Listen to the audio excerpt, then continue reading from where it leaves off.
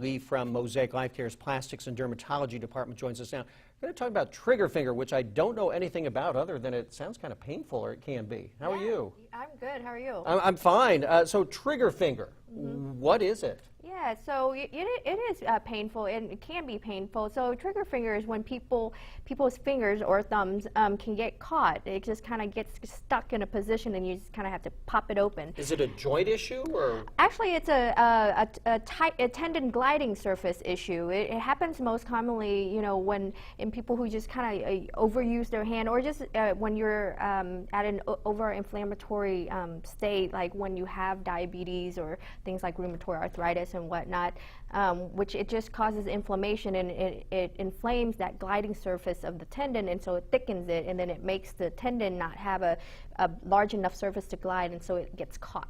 So you're from the dermatology department. I'd say, well, wouldn't an anti-inflammatory take care of it? But you have a different suggestion, maybe. Well, actually, yeah.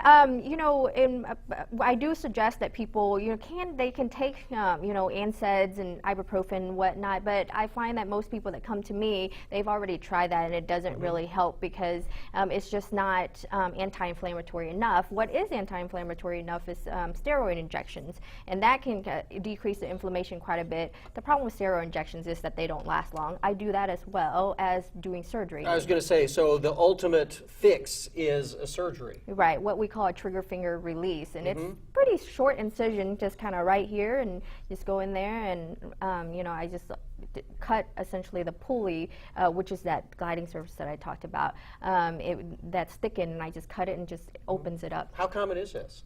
It's pretty common. I see it actually in my practice in kind of males and females, and in all ages. I mean, most commonly I would say in like 40 or 50-year-olds and older. But okay, and we had mentioned at the beginning that there are some folks who are maybe that have some preconditions for this, possibly? Yep, some diabetics, and I find in women most of the time it's pregnant women who just kind of overall have an inflammatory process going on, and usually it resolves after pregnancy is over. So you mentioned it's just a very small procedure. Is this like a in and out kind of thing? Yeah, a lot of times I can just do it in my office. You don't even have to go to sleep. You can drive yourself home. It's just a local injection of numbing, kind of like when you go to the dentist.